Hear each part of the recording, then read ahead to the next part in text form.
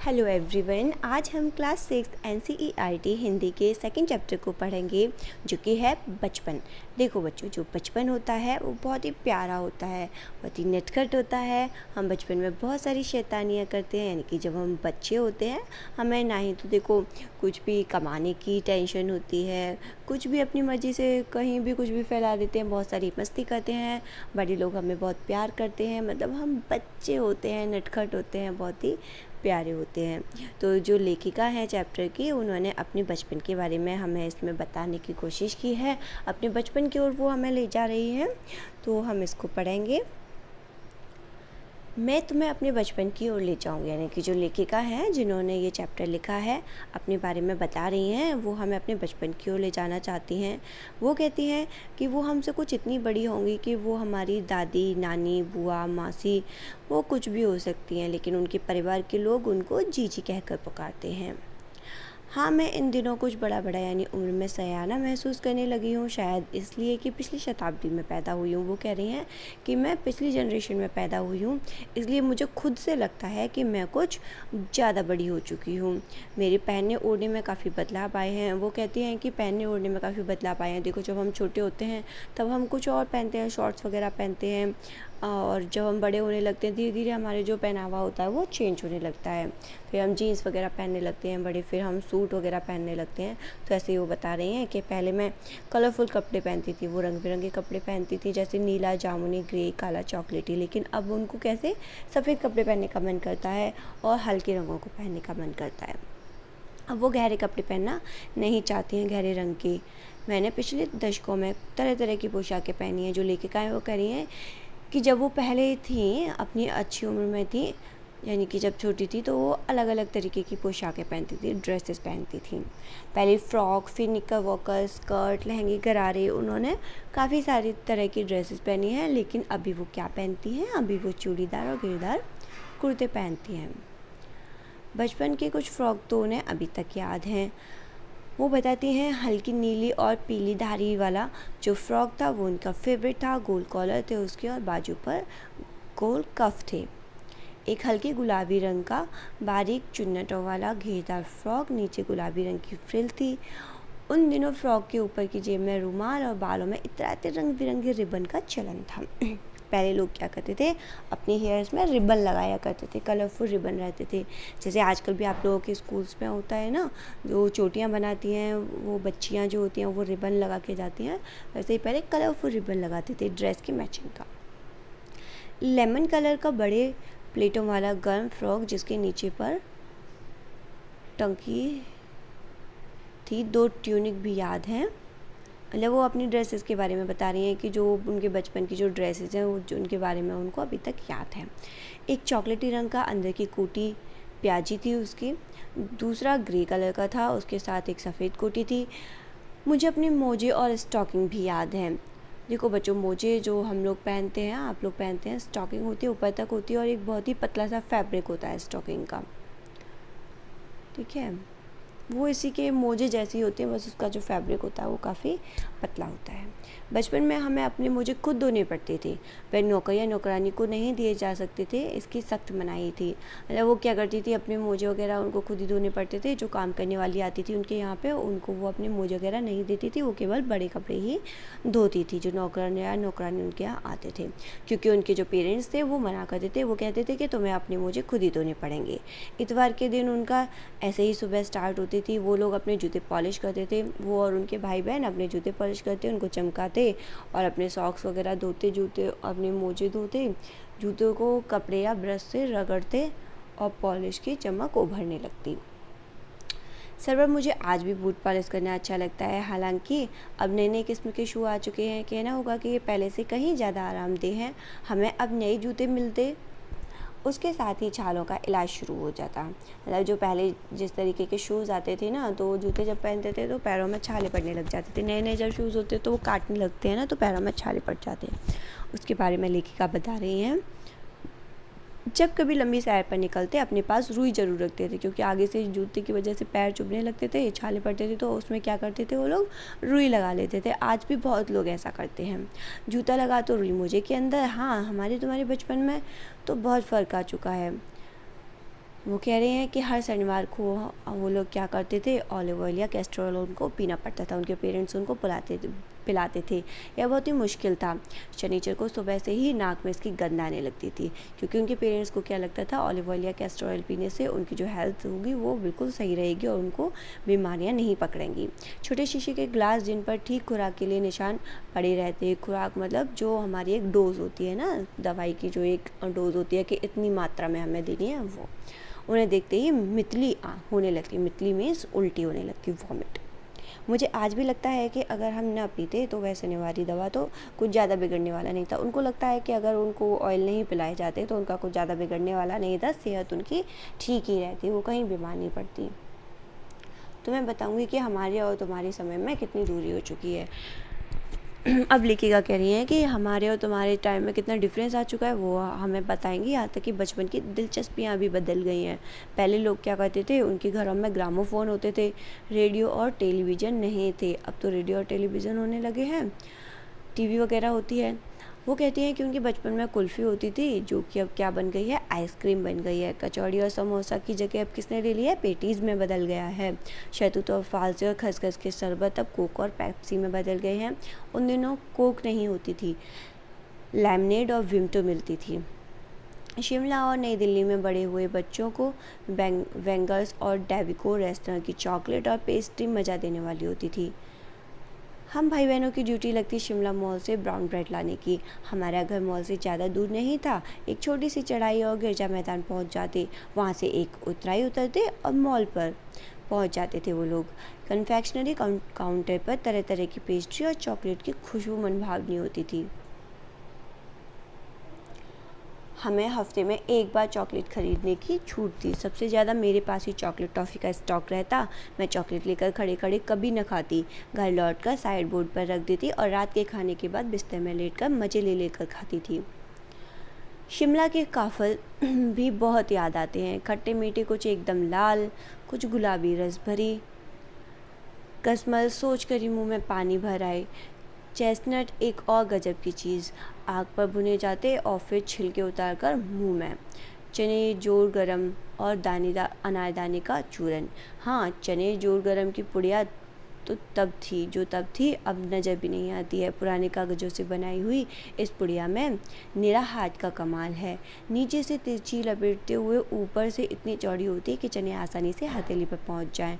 एक वक्त था जब फिल्म का गाना चना जोर गरम बाबू में लाया मज़ेदार चना जोर गरम, यह गाना उन दिनों स्कूल के हर बच्चे को आता था। आप लोगों ने नहीं सुना होगा, वैसे हम काफ़ी ओल्ड सॉन्ग है। कुछ बच्चे पुड़िया पर तेज़ मसाला बुरकवाते मतलब छिड़कवाते ऊपर से। पूरा गिरजा मैदान घूमने तक यह पुड़िया चलती यानी कि वो गिरजा मैदान में जब घूमते थे तो उस पुड़िया में से धीरे धीरे अपने चने खाते रहते। एक एक चना पापड़ी मुंह में डालने और कदम उठाने में एक खास ही लय रफ्तार थी। छुटपन में हमने छुटपन यानी कि बचपन के लिए बोल रही हैं, हमने शिमला रिज पर बहुत मज़े किए हैं। घोड़ों की सवारी की है। शिमला के हर बच्चे को कभी ना कभी यह मौका मिल ही जाता था। हम जाने क्यों घोड़ों को कुछ कमतर करके समझते, उन पर हंसते थे। ननिहाल के घोड़े खूब हष्ट-पुष्ट और खूबसूरत। उनकी बात वो कह रही हैं कि हम फिर कभी करेंगे। शाम को रंग बिरंगे गुब्बारे, सामने जाखू का पहाड़, ऊंचा चर्च की घंटियां बजती तो दूर दूर तक गूंज फैल जाती। लगता इसके संगीत से प्रभु यीशु स्वयं कुछ कह रहे हैं। सामने आकाश पर सूर्यास्त हो रहा है, गुलाबी सुनहरी धारियां वाले नीले आसमान पर फैल रही हैं। दूर दूर फैले पहाड़ों के मुखड़े गहराने लगे और देखते देखते बत्तियां टिमटिमाने लगी। रिज पर की रौनक और माल की दुकानों की चमक के भी क्या कहने। स्कैंडल पॉइंट की भीड़ से उभरता कोलाहल। सर्वर स्कैंडल पॉइंट के ठीक सामने उन दिनों एक दुकान हुआ करती थी जिसके शोरूम में शिमला कालका ट्रेन का मॉडल बना हुआ था। इसकी पटरियाँ, उस पर खड़ी छोटे छोटे डिब्बों वाली ट्रेन, एक और लाल टिन की छत वाला स्टेशन और सामने सिग्नल देता खंबा, थोड़ी थोड़ी दूर पर बनी सुरंगें। पिछली सदी में तेज़ रफ्तार वाली गाड़ी वही थी। कभी कभी हवाई जहाज़ भी देखने को मिलते। दिल्ली में जब भी उनकी आवाज़ आती, बच्चे उन्हें देखने बाहर दौड़ते। दिखता एक भारी भरकम पक्षी उड़ा जा रहा है पंख फैलाकर। यह देखो, वह गायब। उसकी स्पीड ही इतनी तेज़ लगती। हाँ, गाड़ी के मॉडल वाली दुकान के साथ एक और ऐसी दुकान थी जो मुझे कभी नहीं भूलती। यह वह दुकान थी जहाँ मेरा पहला चश्मा बना था। वहाँ आंखों के डॉक्टर अंग्रेज थे। यानी कि वो काफ़ी पुरानी है, जो हमारी लेखिका है वो अंग्रेज़ों के टाइम की है। शुरू में चश्मा लगाना बड़ा अटपटा लगा। छोटे बड़े मेरे चेहरे की ओर देखते और कहते, आंखों में कुछ तकलीफ़ है, इस उम्र में ऐनक, दूध पिया करो। मैं डॉक्टर साहिब का कहा दोहरा देती, कुछ देर पहनोगी तो ऐनक उतर जाएगी। वैसे डॉक्टर साहिब ने पूरा आश्वासन दिया था, लेकिन चश्मा तो अब तक नहीं उतरा। नंबर बस कम ही होता रहा। मैं अपने आप इसकी जिम्मेदार हूँ। जब आप दिन की रोशनी को छोड़कर रात में टेबल लैंप के सामने काम करेंगी तो इसके अलावा और क्या होगा। हाँ, यानी कि लेखिका कह रही हैं कि हमको ज़्यादा से ज़्यादा काम दिन की रोशनी में ही करना चाहिए, रात के टेबल लैंप में नहीं। हाँ, जब पहली बार मैंने चश्मा लगाया तो मेरे एक चचेरे भाई ने मुझे छेड़ा, देखो देखो कैसी लग रही है। आँख पर चश्मा लगाया ताकि सूझे दूर की, यह नहीं लड़की को मालूम सूरत बनी लंगूर की। मतलब वो कह रहे थे कि आंखों के पीछे चश्मा लगा के उसको तो ऐसे लग रहा है कि दूर की सूझ रही है, लेकिन लड़की को पता नहीं है कि उसकी जो शक्ल है वो लंगूर जैसी लग रही है। मैं खिजी कि मुझ पर यह क्यों दोहराया जा रहा है, पर शेर बुरा न लगा। जब वह चाय पीकर चले गए तो मैं अपने कमरे में जाकर आईने के सामने खड़ी हो गई। कई बार अपने को देखा, ऐनक उतारी, फिर पहनी, फिर उतारी, देखती रही। सूरत भरी लंगूर की, नहीं, हाँ। मैंने अपने छोटे भाई का टोपा उठाकर सिर पर रखा। कुछ अजीब लगा, अच्छा भी और मजाकिया भी। तब की बात थी, अब तो चेहरे के साथ घुल मिल गया है चश्मा। जब कभी उतरा हुआ होता है तो चेहरा खाली खाली लगने लगता है। याद आ गया वह टोपा, काली फ्रेम का चश्मा और लंगूर की सूरत। मतलब अब वो जब अपने बचपन के बारे में बता रही हैं हमको, तो उनको वो सारी चीज़ें रिमाइंड हो गई हैं कि वह टोपा जो उन्होंने लगाया था और काली फ्रेम का जो उनका पहला चश्मा था और लंगूर जैसी सूरत जो उनको लग रही थी। हाँ, इन दिनों शिमला में मैं सिर पर टोपी लगाना पसंद करती हूँ। अब वो काफ़ी बड़ी हो गई हैं और उनकी हैबिट में आ गया है, अब वो टोपी लगाना उनको अच्छा लगता है। मैंने कई रंगों की जमा कर ली हैं टोपियाँ, कहाँ दुपट्टों का ओढ़ना और कहाँ सहज सहज सुभीते वाली हिमाचली टोपियाँ। तो ये उन्होंने अपने बारे में डिस्क्राइब किया है, हमें बताया है अपनी लाइफ के बारे में, बचपन से लेकर अब तक। अब वो काफ़ी बुज़ुर्ग हो गई हैं, उनकी उम्र काफ़ी हो गई है। देखो यहाँ मैं पिक्चर में एक जगह दिखाई भी गई हैं, उनका फ़ोटो दिया हुआ है। ये रही जो हमारी लेखिका हैं। अब ये काफ़ी बुज़ुर्ग हो चुकी हैं और ये शिमला में रहती हैं, ठीक है। और नीचे हमें लेखिका का नाम दिया हुआ है। ये जो हमारी लेखिका हैं ये कृष्णा सोबती हैं। इन्होंने अपनी जीवन के बारे में हमें यहाँ पे बताया है। अब हम थोड़ा सा प्रश्न अभ्यास देख लेते हैं। संस्मरण से उम्र बढ़ने के साथ साथ लेखिका में क्या क्या बदलाव हुए हैं, पाठ से मालूम करके लिखो। ओके, तो हम देखेंगे उम्र बढ़ने के साथ साथ, ठीक है। हम चैप्टर में यहीं से यहीं मैं आपको अंडरलाइन करके बता दूंगी आंसर्स को, और वो आपको देखने हैं। तो हमें स्टार्टिंग से यहीं पैरा फर्स्ट में ही बताया है उन्होंने कि जैसे जैसे उनकी उम्र में बदलाव आया है तो उनको क्या लगने लगा है कि वो पहले क्या करती थी, ओढ़ने पहनने में उनकी काफ़ी बदलाव आया है, ठीक है।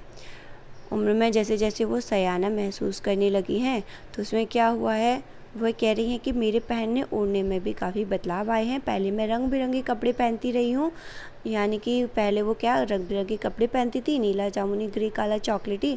लेकिन अब उनका मन ऐसा करता है वह कुछ सफ़ेद पहने, गहरे नहीं बल्कि हल्के रंगे कपड़े पहनने का उनका मन करता है। ओके, तो हमारा दूसरा प्रश्न है, लेखिका बचपन में इतवार की सुबह क्या क्या काम करती थी। तो हमने पढ़ा था ना इतवार की सुबह लेखिका क्या क्या काम करती थी, देखते हैं। तो यहाँ पर हमारा दिया हुआ है कि लेखिका इतवार की सुबह इसी में लगा दे, ठीक है। तो हम इसे नहीं लेंगे, यहाँ से लेंगे। लेखिका इतवार की सुबह अपने जूते पॉलिश करके चमकाती।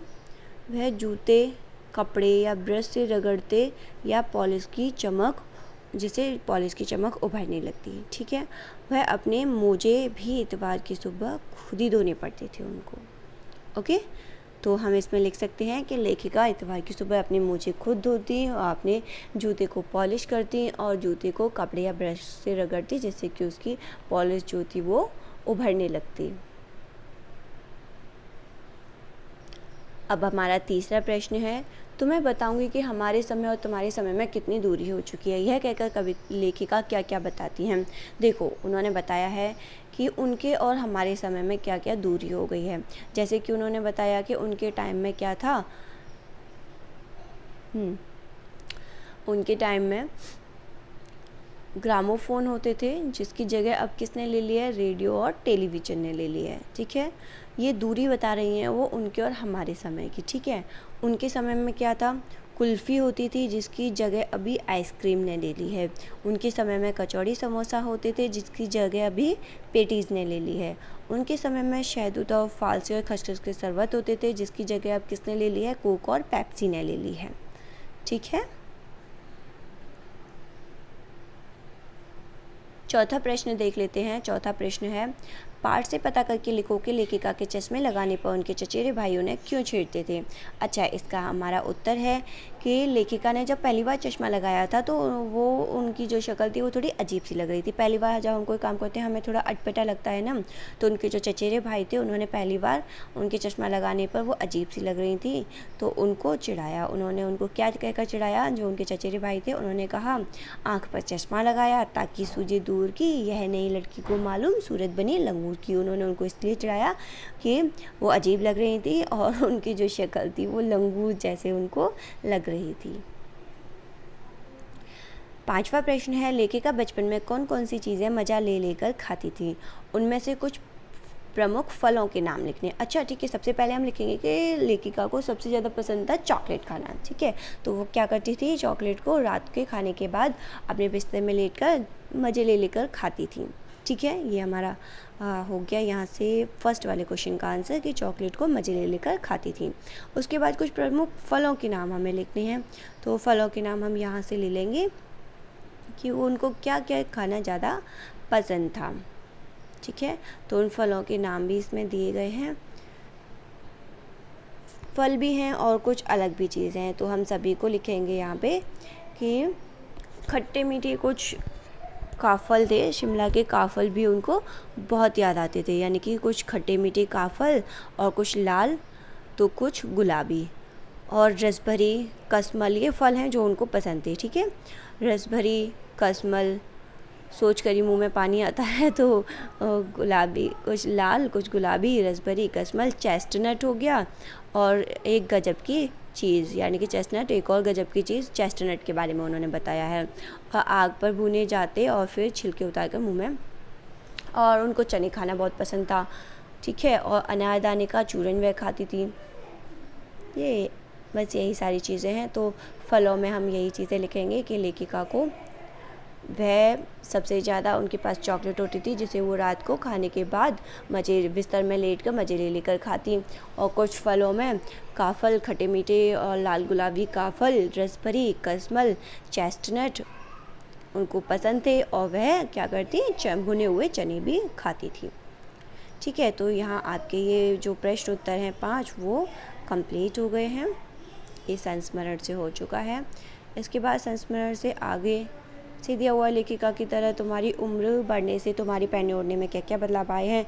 ये आप लिखिए कि आप छोटे थे तब क्या पहनते थे और आप 6th स्टैंडर्ड में आ गए हो तो आपके पहनने ओढ़ने में क्या चेंज आया है। जैसे कि जब हम बहुत छोटे होते हैं, बचपन में होते हैं ना, तो हम लोग इनर वियर में भी घूमते हैं तो भी हमें कोई प्रॉब्लम नहीं होती। लेकिन 6th स्टैंडर्ड में आके आप बड़े हो गए हो, आपको थोड़ी शर्म आएगी, आप इनर वियर में नहीं घूमोगे, ओके। लेखिका के बचपन में ग्रामोफोन, घुड़सवारी, शोरूम में शिमला, कालका ट्रेन का मॉडल और हवाई जहाज़ की आवाज़ें आश्चर्यजनक आधुनिक चीज़ें थी। आज क्या क्या आश्चर्यजनक आधुनिक चीज़ें तुम्हें आकर्षित करती हैं, उनके नाम लिखो। अच्छा, आज ऐसी कौन सी चीज़ें हैं जो हम लोगों को आकर्षित करती हैं? एक दो हम इसमें देख लेते हैं। जैसे कि हमारी जो मेट्रो ट्रेन है वो हम लोगों को काफ़ी आकर्षित करती है ना, और लैपटॉप हो गए, स्मार्टफोन्स हैं, बच्चों को बहुत आकर्षित करते हैं, बच्चे बहुत अट्रैक्ट होते हैं, उन्हीं में लगे रहते हैं, पूरा पूरा दिन स्मार्टफोन्स में निकाल देते हैं। ओके, अपने बचपन की किसी मनमोहक घटना को याद करके विस्तार से लिखो। तो ये आप लोग लिखिए, आपके साथ कोई घटना हुई हो उसे विस्तार में लिखिए। अनुमान और कल्पना, ये वही गैसिंग क्वेश्चंस हैं, ये आप अपने आप कीजिए। ओके, तो आपके चैप्टर की स्टोरी और आपके प्रश्न उत्तर कंप्लीट हो गए हैं। चैप्टर की स्टोरी काफ़ी अच्छी है, लेखिका ने अपने बारे में बहुत अच्छे से बताया है। इसमें से बहुत सारी चीज़ें हम लोगों को भी अपने बचपन की याद आ रही हैं इसको पढ़ते टाइम। सो आपका चैप्टर कंप्लीट हुआ। Thanks for watching my video को लाइक करना ना भूलें, ज़्यादा से ज़्यादा वीडियो को शेयर करें अपने फ्रेंड्स के साथ। Have a great day, God bless you all.